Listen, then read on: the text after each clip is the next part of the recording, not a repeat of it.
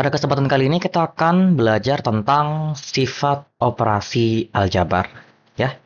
Yang pertama ada komutatif atau kita sebut sebagai pertukaran, ya.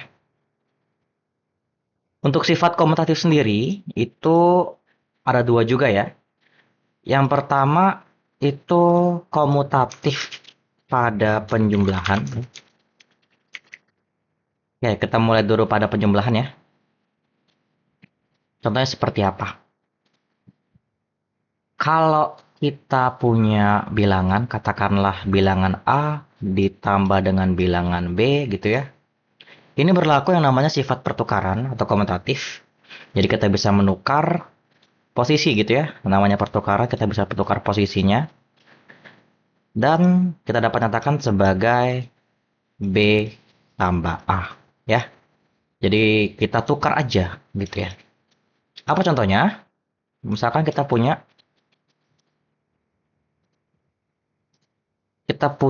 2 tambah 3 ya.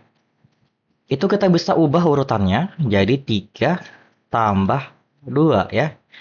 Dan 3 tambah 2 maupun 2 tambah 3 itu kan sama-sama menghasilkan nilai yang sama yaitu 5 ya. Ya. Jadi ketika kita menerapkan sifat komutatif, pastikan nilai yang didapatkan itu juga bernilai sama gitu ya. Kemudian yang kedua itu pada perkalian ya.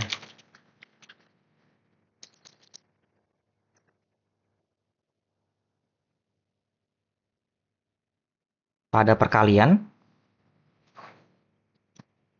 kalau kita punya perkalian antara A, oke, di sini saya pakai perkalian untuk titik ya. Titik itu sebagai perkalian.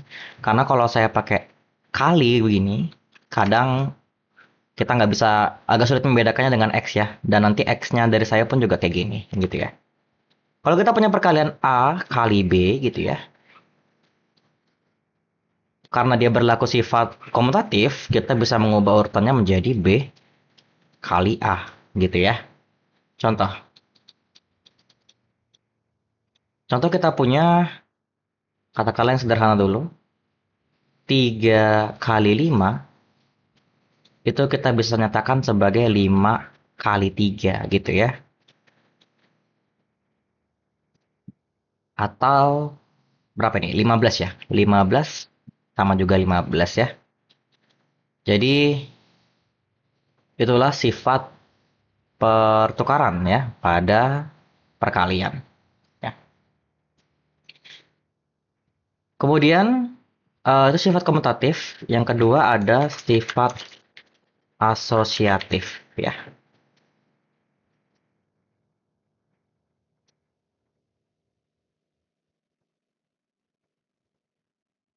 Lagi-lagi sama, ada dua juga. Pertama pada penjumlahan dulu ya. Oke, kita mulai daripada penjumlahan. Katakanlah kali ini kita punya 3 bilangan yang dijumlahkan. Katakanlah kita punya A tambah B tambah C, ya kan? Sama dengan A tambah B tambah C. Kita perlu menerapkan kurung di sini. Katakanlah operasi pertama yang kita lakukan adalah A tambah B dulu, gitu ya. Kemudian yang ini kita coba B tambah C dulu, gitu ya. Nah, ini sifat asosiatif ya. Artinya urutan operasinya itu akan menghasilkan nilai yang sama, gitu ya. Apa contohnya? Katakanlah kita punya contoh yang sederhana saja. Katakanlah yang pertama kita coba 3 tambah 4, ya kan? Tambah 5, ya. Yang di sebelah kanan sama juga 3, tapi kita jumlahkan dulu 4 tambah 5-nya gitu ya. Oke. 3 tambah 4 kita punya 7. 7 tambah 5, ya. 4 tambah 5, 9. Berarti ini 3 tambah 9, ya. 7 tambah 5, 12.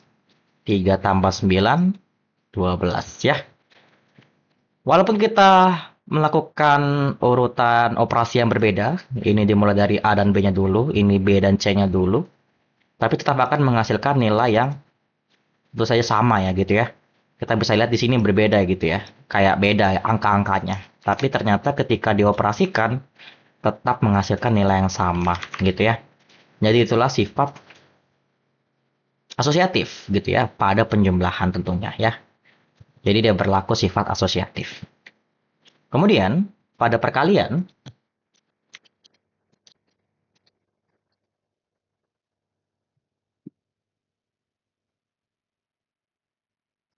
juga berlaku sifat asosiatif ya.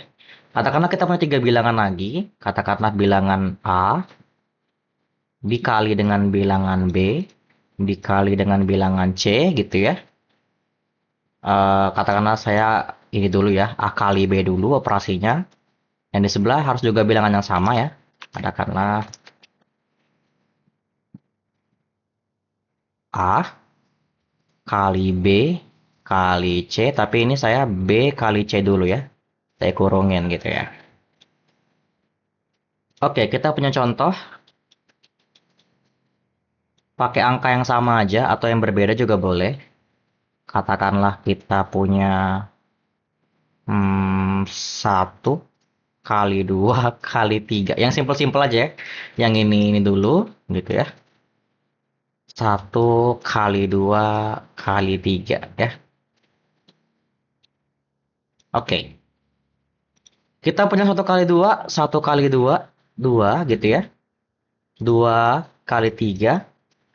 2 kali 3 di sini berapa nih? 6 ya. 6 kali 1 ya. 2 kali 3 6. 1 kali 6 ya 6 gitu ya. Oke. Itu sifat asosiatif ya. Kemudian ada yang namanya sifat distributif ya.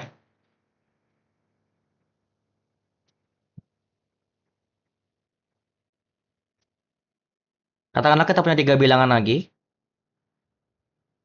Katakanlah kita punya A ya, buka kurung ya, B. Nah, sifat distributif ini berlaku untuk perkalian dengan penjumlahan maupun pengurangan ya. Jadi dia berdua bisa gitu ya. Itu sama dengan kita perlu mengalihkan A dengan B, kemudian kita kalikan juga A dengan C gitu ya. Nah, jadi kita punya AB ya kan. Positif negatif dijumlahkan atau dikurang AC ya atau A kali C gitu ya. Katakanlah kita punya contoh pakai angka-angka yang sama tadi juga. Kita punya 3 ya kan. Katakanlah kita punya 4 tambah 5 ya. Mungkin secara urutan kita bisa jumlahkan dulu ya, tapi di sini kita ingin menerapkan sifat distributif ya. Kita punya 3 kali 4 dan 3 kali 5. 3 kali 4 operasinya tergantung pada ini ya, penjumlahan atau pengurangannya ditambah 3 kali 5 ya. 3 kali 4 12, 3 kali 5 15 ya. Jadi kita punya 27 ya. Meskipun kita tahu bahwa kita bisa operasikan dulu di dalamnya, jadi kita punya 3 kali 9 ya kan. Kemudian kita kalikan ini. Jadi kita punya sama 27. Hal yang sama. Tapi di sini kita ingin menerapkan sifat distributif pada penjumlahan maupun pengurangan ya. Kalau pada pengurangan gimana? Kurang lebih saja ya. Katakanlah kita punya angka yang berbeda. 7, 2 kurang katakanlah 3 ya. Ya. Kita kalikan dulu. 7 kali 2, kemudian 7 kali 3 gitu ya. 7 kali 2 14, operasinya pengurangan. 7 kali 3, 21. Ya kan? 14 kurang 21, negatif. Negatif ya, karena 14 ini. Negatif 7 ya. Negatif 7. Ya. Jadi untuk sifat distributif itu berlaku untuk penjumlahan maupun pengurangan yang di dalam kurungnya. Pengalian, perkalian dengan sebuah operasi penjumlahan ataupun pengurangan. Nah, itu yang benar ya. Oke. Selanjutnya, kita punya sifat yang lain, yaitu penjumlahan dengan bilangan 0 ya.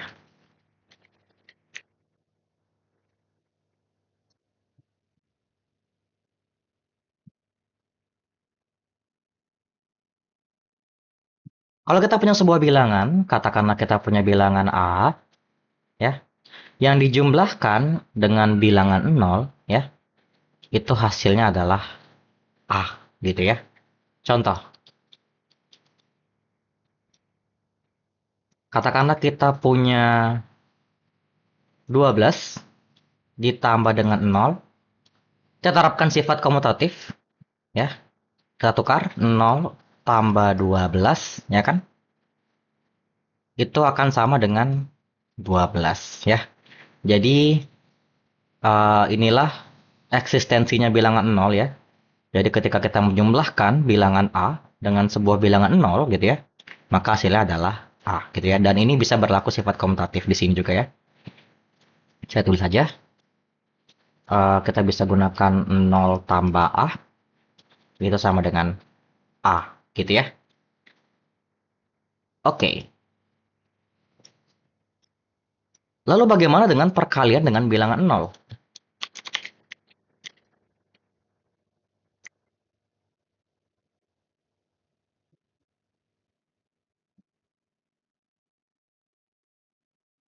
Kalian dengan bilangan 0, katakanlah kita punya A lagi, dikali dengan 0. Perkalian itu kan berlaku sifat komutatif juga. Jadi kita punya 0 kali A, ya.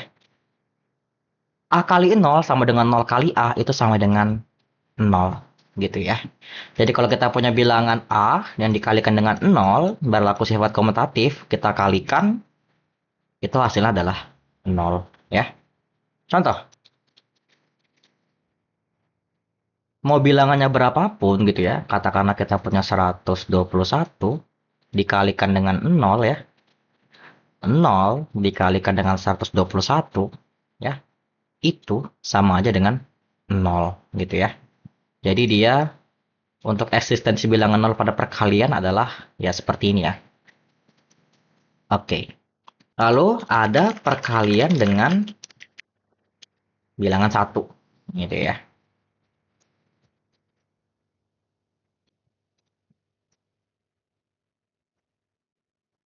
Perkalian dengan bilangan 1, katakanlah kita punya bilangan A dikalikan dengan 1, kita terapkan sifat komutatif lagi.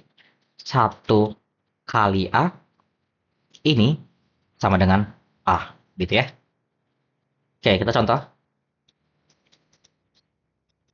Bilangan berapapun, katakanlah kita punya bilangan yang agak besar ya, 729 dikalikan dengan 1, ya kan? Ini berlaku sifat komutatif, 1 kali 729 sama dengan 729, ya. Jadi ini adalah eksistensi bilangan 1 pada perkalian, ya. Jadi untuk setiap bilangan yang dikalikan dengan 1, itu hasilnya adalah 1, ya. Kemudian ada lagi, ketika kita membagi sebuah bilangan A ya dengan bilangan itu sendiri yaitu bilangan A, ini juga hasilnya adalah 1 gitu ya. Contohnya apa? Mau bilangan berapapun juga gitu ya. Katakanlah kita punya 35 dibagi dengan 35 itu sama dengan 1 ya. Jadi 1 ini bisa dipakai atau bisa dimodifikasi sebagai bentuk bilangan yang Nyatakan dalam bentuk upper A ya, dan A-nya tuh banyak sekali bisa kita nyatakan gitu ya. Oke.